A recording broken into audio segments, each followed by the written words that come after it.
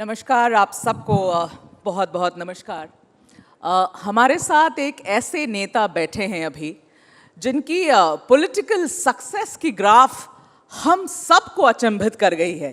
2012 में 2012 में पहली बार ये एमएलए बने और लगभग 13 साल से कम में गुजरात जैसे राज्य के उप मुख्यमंत्री बन जाते हैं हर्ष संघवी। लोग कहते हैं बीजेपी के ब्लू आइड बॉय हैं और इनकी सक्सेस की ग्राफ तो अभी बस शुरू हुई है। देखते देखते जाइए कि इनकी ग्राफ कितनी आगे बढ़ती है। समय ये सही है हर्ष संघवी से दोस्ती करने का, बहुत लोग कहते हैं। तो हर्ष संघवी जी, ऐसा नहीं कि उसलिए बुलाया है आपको, मगर बहुत ज़बरदस्त कहानी लिख रहे हैं आप गुजरात में, इसलिए आपका यहाँ इस मंच पर आना और हमारा आपसे विचार विमर्श करने की कोशिश करना मेरे लिए ये प्रिविलेज है। So welcome to Ideas of India. और हर्ष भाई, मैं शुरुआत करना चाहूँगी ये पूछ के कि देखिए, आप आते सूरत से हैं, सूरत के शहर से आप आते हैं। You belong to a diamond merchants family. हीरे की परख तो बड़ी होगी आपको हर्ष भाई, मगर लोग आपके जो दोस्त हैं और पार्टी वाले वो कहते हैं बीजेपी को तो एक हीरा मिल गया हर्ष संघवी में, जिसे धीरे धीरे निखारा जा रहा है एक बड़े रोल के लिए। क्या कहेंगे? अगर आप हीरे को भी अगर ठीक से, हीरा कैसे चमकता है, कैसे चमकता है? वो एकदम रॉ होता है। अगर पहली नजर में आप देखोगे तो बाजू में पत्थर रखोगे तो आपको पता नहीं चलेगा ये हीरा है और ये पत्थर है। तो तराश रहे ना आपको, उसको अच्छे से घिसना पड़ता है, उसको पॉलिश करना पड़ता है। मैं भी एक कार्यकर्ता हूँ। मेरी आपकी बात सही है, 2012 में मैं पहला चुनाव लड़ा, लेकिन मेरी उम्र अब 41 हुई है, उसमें से 20 साल जी मुझे भी अब राजनीति और समाज सेवा में हो गए। मैं जब 20 साल का था तब मैं पहली बार युवा मोर्चा में स्टेट जनरल सेक्रेटरी के तौर पे काम करने की मैंने शुरुआत की थी। तो हाँ, ये सही बात है क्योंकि मैंने इलेक्शंस पहली बार 2012 में ही लड़े, जब मैं that time I was just 27 years old. तो मैं एक सामाजिक काम में जुड़ा हुआ था और सामाजिक काम से आते आते ये राजनीति के अंदर मोदी जी को देखते देखते इंस्पायर हो गया। तो मुझे भी लगा कि पॉलिटिक्स अच्छा है, तो मैं काम में जुड़ गया। बस इतनी सी कहानी है? इतनी ही कहानी है। अच्छा, ओके। मगर देखिए, वैसे तो इट्स अ लॉन्ग नहीं, मेरे अकेले की इतनी कहानी नहीं है। आपको देश में पॉलिटिक्स के अंदर सबसे बड़ा बदलाव क्या आया जी, वो सही में डिटेल्ड स्टडी करनी चाहिए। मैं सभी लोगों को कहना चाहता हूँ, मैं जब पॉलिटिक्स में जुड़ा तब मेरे सभी दोस्तों ने मुझे ये कहा था कि भाई इसमें कुछ नहीं होगा तेरा। बोले तू एक डायमंड मर्चेंट फैमिली से है, ना तेरी फैमिली में कोई पॉलिटिक्स का पी भी जानते हैं, ना कोई पॉलिटिक्स से जुड़े हुए लोग हैं। तो पॉलिटिक्स में तुझे कहीं पे प्लेटफॉर्म मिलने वाला ही नहीं है। लेकिन मेरा परसेप्शन तो बदला और मेरे साथ काम करने वाले मेरी पीढ़ी की युवा मोर्चा के सभी साथी, अभी कोई छत्तीसगढ़ में डेप्यूटी सीएम है तो कोई राष्ट्रीय अध्यक्ष है। मोदी जी ने पॉलिटिक्स का पूरा सिनारियो चेंज कर लिया। अब किसी को पॉलिटिक्स मतलब पॉलिटिकल फैमिली से आना ये कंपल्सन नहीं रहा। बिल्कुल नहीं रहा, बिल्कुल नहीं रहा हर्ष। और मैं आपसे तो ये भी पूछना चाहूंगी कि 2021 में we were all very surprised. 2021 में हर्ष संघवी को 9 अलग अलग पोर्टफोलियो मिलते हैं। 9 पोर्टफोलियो जो उस वक्त के मुख्यमंत्री के पास थे, वैसे ही 9 पोर्टफोलियो आपको मिलते हैं। आप राज्य मंत्री हैं उस वक्त, और इतना भरोसा पार्टी आपके ऊपर दिखाती है। ऐसा क्या दिखता है पार्टी को आपके अंदर हर्ष भाई? देखिए, हमारी पार्टी का एक बहुत क्लियर मंत्र है और मोदी जी का खास तौर पे, मैं मुख्यमंत्री जी के सहायक के रूप में काम करता हूँ पहले से आज तक। तभी भी उनके सहायक के रूप में काम कर रहा था और आज भी कर रहा हूँ। उनके मार्गदर्शन में ये 9 डिपार्टमेंट में कैसे और तेजी से काम करे, ये मेरा काम था और वही मैं कर रहा था। तो उसमें ऐसा कुछ नहीं था कि 9 डिपार्टमेंट मुझे दिए और 9 डिपार्टमेंट किसी और को दिए, ऐसा नहीं था। उनके मार्गदर्शन में ये काम चल रहा था, तभी भी चल रहा था और आज भी चल रहा है। सवाल मैंने पूछा, आप में क्या देखा? आप मोदी जी पर ले जाते हैं सवाल। अच्छा, ये बताइए, पहली बार डावोस इस बार गए आप हर्ष भाई, डावोस डेब्यू कैसा था? ये खास तौर पे हमारे लिए एक बहुत ही अच्छा एक्सपीरियंस था।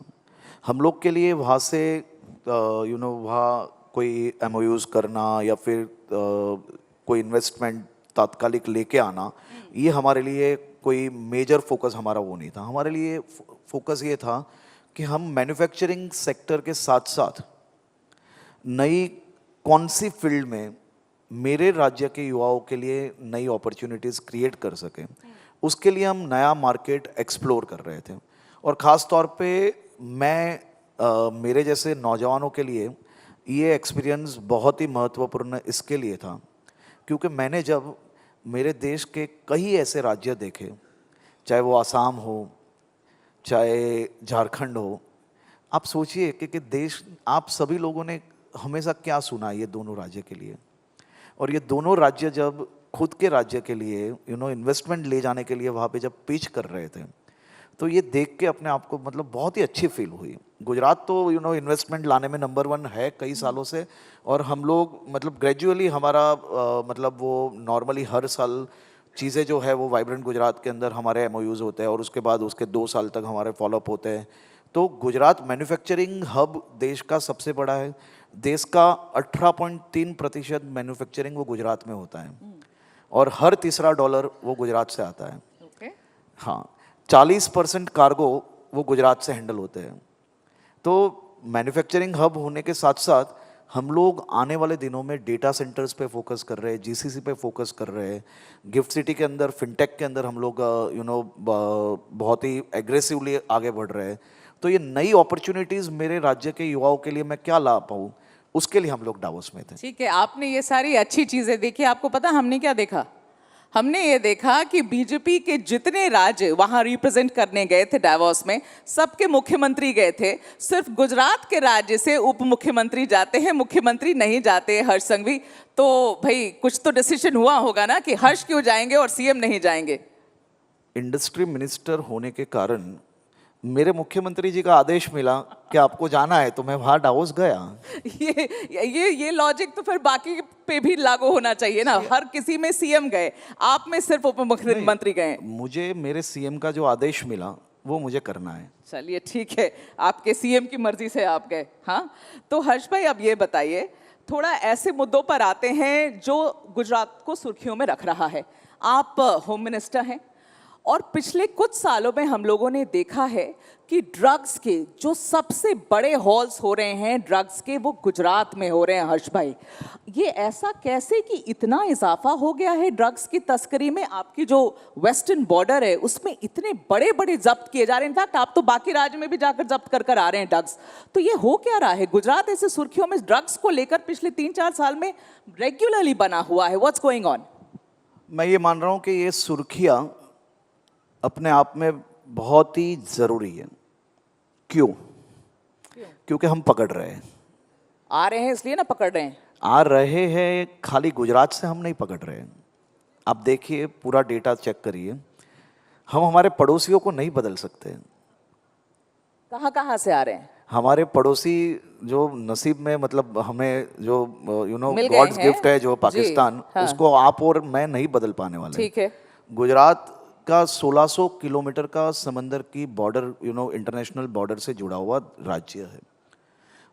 आप देखिए कि किस प्रकार से ये ड्रग्स पकड़ने की शुरुआत हुई। 2021 में जब भूपेंद्र भाई पटेल मुख्यमंत्री बने, उसके वेरी नेक्स्ट वीक हम लोग ने ड्रग्स रिवॉर्ड पॉलिसी डिक्लेयर की।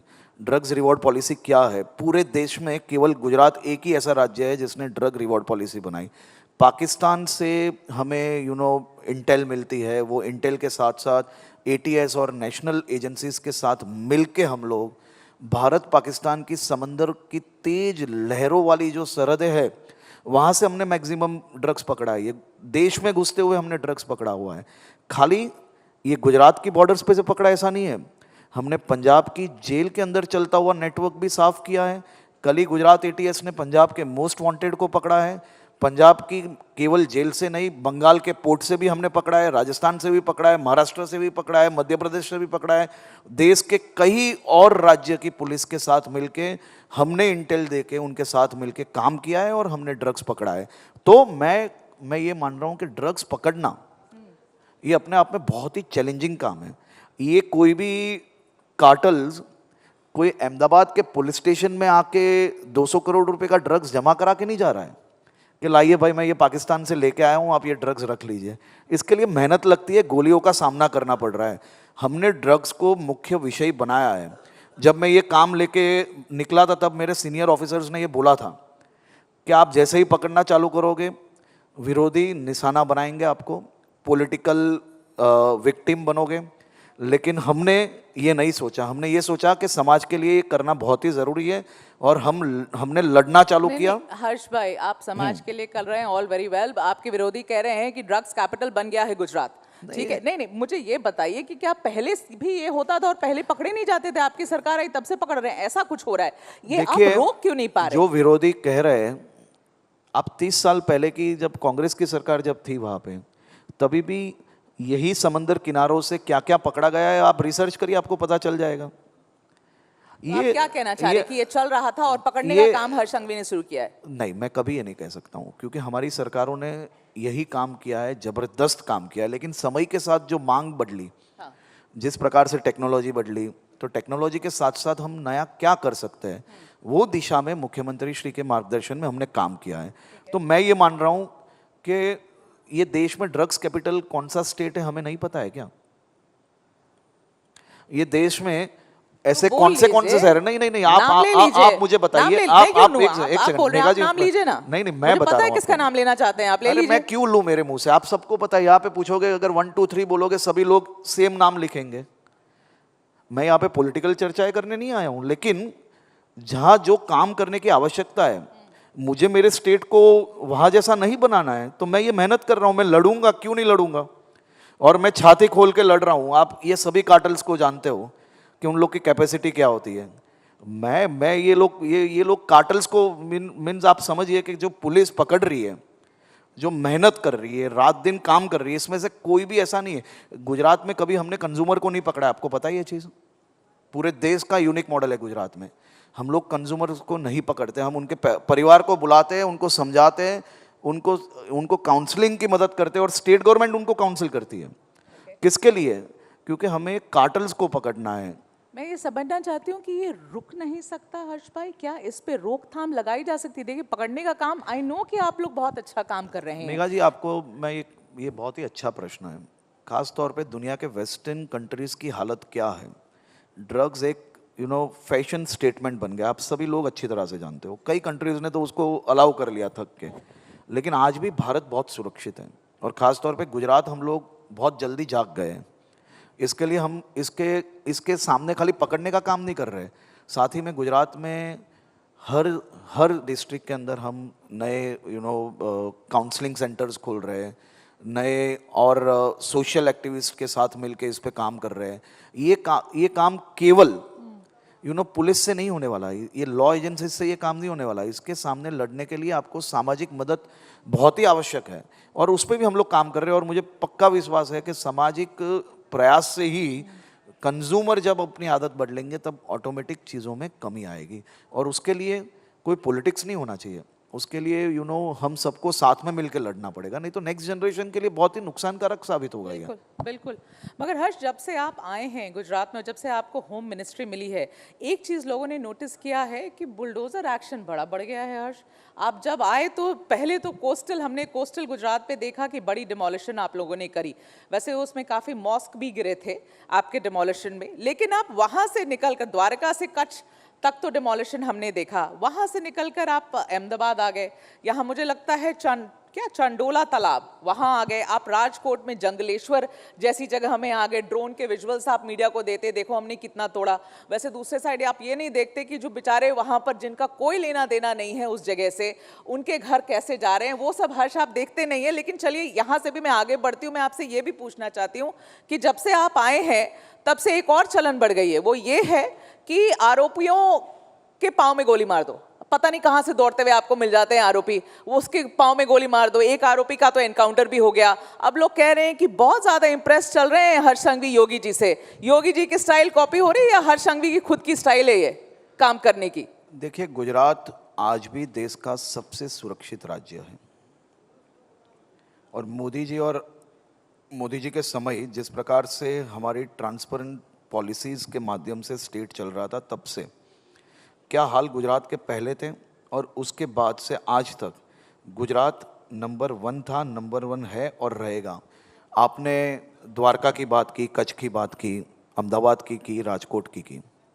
द्वारका यानी भगवान कृष्ण की भूमि, देश का सबसे बड़ा आस्था का केंद्र है, और वहाँ पे मेरे देश के करोड़ों भक्त जो भगवान श्री कृष्ण जी के दर्शन के लिए आते हैं, उनकी व्यवस्थाओं के लिए आरक्षित रखी गई जगहों पे कोई 5-5 माल की बिल्डिंग बन जाएगी, कोई बड़े बंगलो बन जाएंगे, हजारों स्क्वायर फुट में कोई धार्मिक आस्था से जुड़े हुए प्रोजेक्ट्स बन जाएंगे, तो ये देश की सभी नागरिकों के लिए रखी गई सुरक्षित जगहों पे बुलडोज़र जरूर से वहाँ पे चलाए गए हैं, लेकिन वो जगह लोगों के हित में सुरक्षित थी।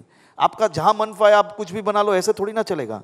कच्छ भारत पाकिस्तान की सीमाओं पे तटे हुए गांवों में हजारों की संख्या में घर बन जाते हैं, बड़े बंगलों बन जाते हैं, तो उसको सरकारी व्यवस्थाओं के हिसाब से बुलडोजर फिरता है। आपने चंदोला की बात की, आपने इससे पहले ही ड्रग्स के प्रश्न की बात की। सबसे ज़्यादा ड्रग्स कहाँ से बरामद हुआ है अहमदाबाद में, ये पूछिए। कहाँ से हुआ है? चंदोला से। सबसे ज़्यादा बांग्लादेशी कहाँ से पकड़े गए? चंदोला से। ये मैं नहीं कह रहा हूँ, ये ऑन पेपर है, पूरा अहमदाबाद जानता है। आप पूछिए किसी को, क्या ये बांग्लादेशियों का अड्डा बनाने की जगह है? और कोई एक व्यक्ति के पास 200 घर है, कोई एक व्यक्ति के पास 50 घर है। एक बड़ा बंगलो चंदोला में मिला जिसके अंदर 40 से ज़्यादा गाड़ियाँ मिली, 50 से ज़्यादा रूम का वो बंगलो था।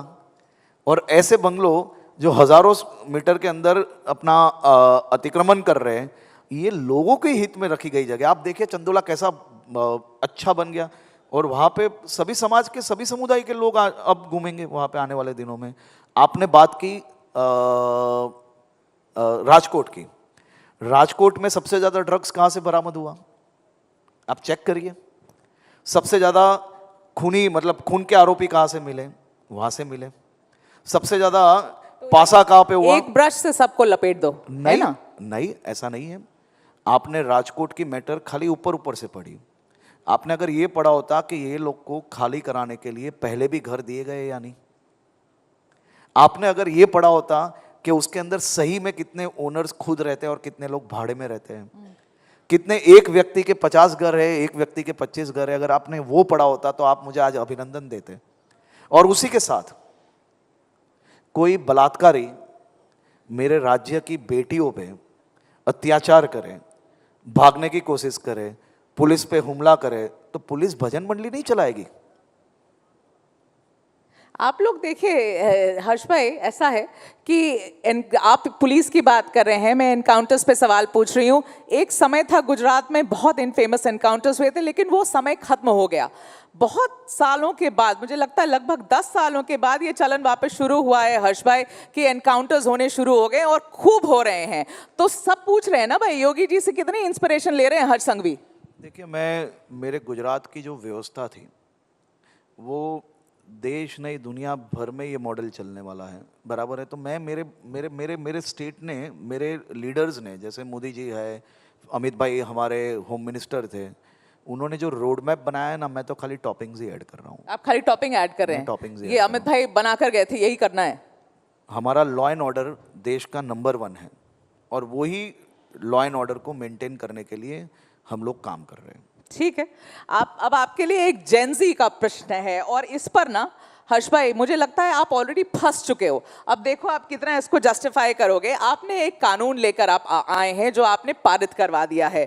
ये गुजरात विधानसभा में आपने ये मैरिज रजिस्ट्रेशन कानून पारित करा दिया है, जिसके अनुसार राज्य सरकार Gujarat registration of marriage act 2006, उसमें आपने संशोधन आप लेकर आए हैं, अमेंड किया आपने उसको, और उसके हिसाब से अगर कोई लड़का लड़की, एंड दीज आर एडल्ट्स, हम बच्चों की बात नहीं कर रहे हैं, अगर लड़का लड़की जिसकी उम्र है शादी करने की, उनको शादी करना है, उनकी शादी की रजिस्ट्रेशन होनी है, तो माता पिता को सूचित किए बगैर आप ये रजिस्ट्रेशन नहीं होने देंगे।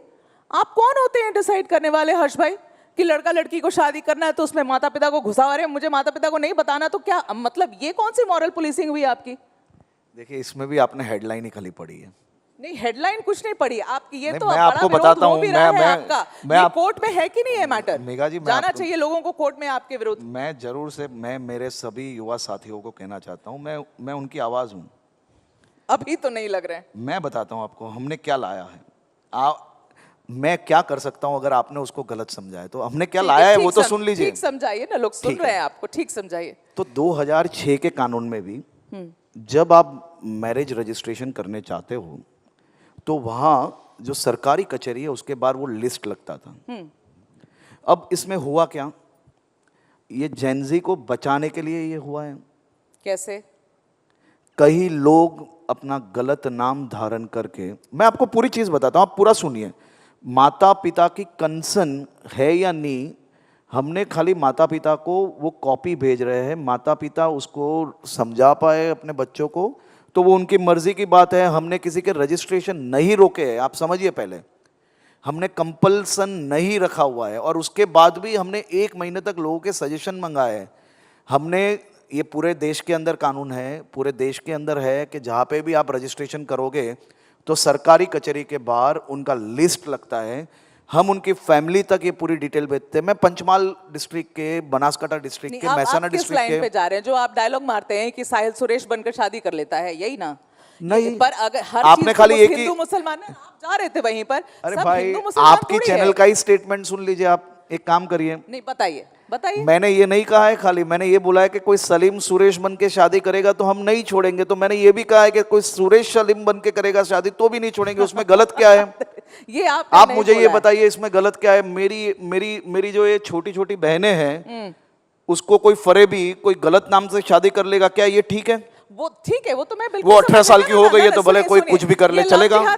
आप लोग की भी ना प्रॉब्लम वही है। अभी भी मैं आपको बता रहा हूं, आप भी एंट्री ले लिए हैं उस लाइन में जहां बीजेपी के जो सीएम डीसीएम सब है ना, जब हिंदू बनने का चांस मिलता है तो मैं बड़ा हिंदू, आप भी ऐसा है ना मेघा जी, आप लोग क्या है, चैनल में जितना अच्छा लगता है ना उतना ही सुनाते हो। अगर आप पूरा स्टेटमेंट सुनाओगे तो ही लोगों को पता चलेगा। मैंने जब ये नया कानून के अंदर सबसे पहले कोई बदलाव नहीं लाया है। पहले ये समझना करी ना आपने कानून में? नहीं, हमने खाली हमारे मैरिज के रजिस्ट्रेशन का जो हमारी प्रोसीजर है, ठीक है, हमने प्रोसीजर्स को फुलफिल किया है। जो एरर था, और ये एरर क्या था वो किसने सुना? तो अगर माँ बाप की कंसेंट नहीं मिले, हाँ, तो आप नहीं होने देंगे रजिस्टर्ड शादी? किसने बोला ये आपको? मैं पूछ रही हूँ, आप पढ़िए तो आप बताइए। 1 महीने तक माँ बाप के पास समय है, और उसमें भी मैंने सबसे पहले मेरे स्टेटमेंट में बोला था कि अगर हमें कहीं पे भी माँ बाप जबरदस्ती करते हुए मिला, कहीं पे भी उन्होंने अपनी बेटियों को परेशान किया, तो हम उन पे भी कानूनी स्टेप लेंगे। हमने बैलेंसिंग बनाया है। अगर आप ये यूट्यूब के माध्यम से ये जो हेडलाइन बनाने वाले को पढ़ के अगर परसेप्शन नहीं बनाते तो जरूर से आप मुझे अभिनंदन देते। नहीं, so effectively we are back to the same thing. मैं आपको रिक्वेस्ट कर रहा हूं, मैं आपको रिक्वेस्ट कर रहा हूं कि आप एक बार हमने जो प्रपोज किया है उसको एक बार पढ़ लीजिए। You will love it. हमने कहीं पे भी ये नहीं बोला है। मैंने मेरे स्टेटमेंट में ये बोला है कि हम रजिस्ट्रेशन को 1 महीने के लिए, जब तक आप जो लड़की जो शादी के लिए रजिस्ट्रेशन कर रही है, 1 महीने के अंदर उसको हमने कितने किस्से दिए हैं। ऐसा नहीं है कि कई लोगों ने गलत नाम से शादी की है, कई लोगों ने गलत आइडेंटिटी दी है, कई जगहों पे जो बेटियों को खाली ये सलीम सुरेश सलीम की बात नहीं है, नॉर्मल सेम कास्ट के अंदर भी जो फरेबी है उन्होंने परेशान किया है। तो इसमें क्या हुआ, ये क्या हुआ है? गलत आइडेंटिटी देके, गलत डॉक्यूमेंट्स देके जो शादियां होती है उसको रोकने की बात है। हमने कहीं पे भी हमारे ये प्रोसीजर के अंदर ऐसा नहीं लिखा है कि माँ बाप साइन नहीं करेंगे तो शादी नहीं हो पाएगी। नहीं करेंगे, इस पे नहीं रोकेंगे आप। मैंने कहीं पे भी, आप पढ़िए पहले, मैं इसके लिए बोल रहा हूँ कि आप पढ़िए। पता नहीं हर्ष भाई, आप ऑनलाइन अवेलेबल है, अभी पढ़ लीजिए। मुझे गुमराह कर रहे हैं। मैं यहाँ पे ही बैठूंगा, मैं 1 घंटा बैठता हूँ, आप पढ़ लीजिए। अगर कुछ भी हो तो मुझे बताना।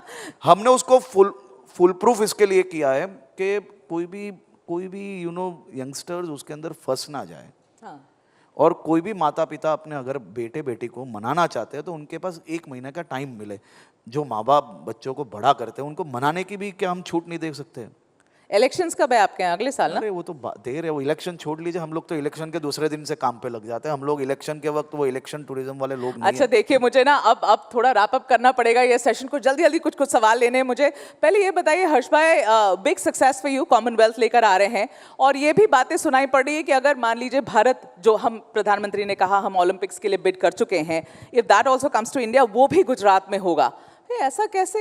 मतलब मेट्रो भी गुजरात को आएगा, कॉमनवेल्थ भी गुजरात को आएगा, ओलंपिक्स भी गुजरात को आएगा, बाकी स्टेट क्या करेंगे हर्ष भाई? क्यों हो रहा है ऐसा? मेरे ख्याल से आप दिल्ली में अपने मेट्रो का भी उपयोग नहीं किया। नहीं, मेट्रो अच्छा, मैंने गलत अच्छा कह नहीं, दिया। हम हयात से बाहर निकलते हैं। मैं आपको मुंबई में, लखनऊ में, पुणे में, सभी शहरों के पास मेट्रो है, तो मैं क्या बुलेट ट्रेन कह रही हमने थी। क्या मैंने- पाप मैंने- किया कि सुनिए, हमें नहीं सुनिए, मिलना मेरी चाहिए गलती को ना मेट्रो? पकड़िए। वैसे सुनिए, बुलेट ट्रेन की बात हो रही थी, बुलेट ट्रेन की बात कर रही तो थी। बुलेट और ट्रेन तो वो महाराष्ट्र आप ही को भी आ मिल रही है, रहा- हम जो आपको शहर में मिला, बैठे हैं। आपको मिला और वो आप लोग ठीक से पूरा भी नहीं कर पा रहे हैं। कौन? हमारे वहाँ हम लोग के वहाँ बहुत ही अच्छा काम चल रहा है और ऑन टाइम काम चल रहा है। कॉमनवेल्थ और ओलंपिक्स दोनों गुजरात में ही होगा ना? नहीं, हम लोग ने, स्टेट गवर्नमेंट ने वो तैयारियां की है और हम लोग बीड कर रहे हैं। तो बीड करने के पीछे हम लोग ने कितने साल उसमें मेहनत की है। वो इंफ्रास्ट्रक्चर अचानक ओवरनाइट तैयार नहीं होता है मैडम। तो हम लोग उस पर काम कर रहे हैं और उसमें पहले भी आप उसको खास अगर आप डिटेल देखोगे तो सभी लोगों को साथ में रख के ये गेम्स जो है वो देश भर में कल्चर बनाता है। मतलब एक नया कल्चर लाएगा स्पोर्ट्स का, उसके लिए हम लोग मेहनत कर रहे हैं। हम तो सभी पूरे देश के लिए ये मेहनत कर रहे हैं। तो उसके पीछे हमारा समय भी जा रहा है, स्टेट का बजट भी जा रहा है और हमारी पूरी टीम उसके लिए काम कर मैंने रही है। आपसे सवाल पूछा क्यों आ रहा है वहां, आप मुझे बता रहे हैं कि आप कितनी मेहनत कर रहे हैं उसके पीछे। नहीं, हम लोग वो इंफ्रास्ट्रक्चर डेवलप कर रहे हैं और वो इंफ्रास्ट्रक्चर रेडी अवेलेबल है।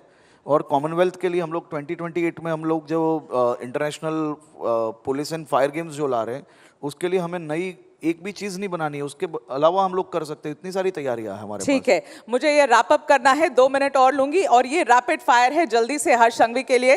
राजनीति के सबसे मुश्किल वक्त में सबसे अच्छी सलाह किससे मिलती है आपको, नरेंद्र मोदी जी से या अमित शाह जी से? देखिए, ये दोनों जन सामाजिक एक का नाम लेना, एक का नहीं, मैं बोल रहा हूँ ना, दोनों जन सामाजिक आपको ये दोनों दिखते पॉलिटिकल है, वो है ही नहीं पॉलिटिकल, वो लोग सोशल ज्यादा है।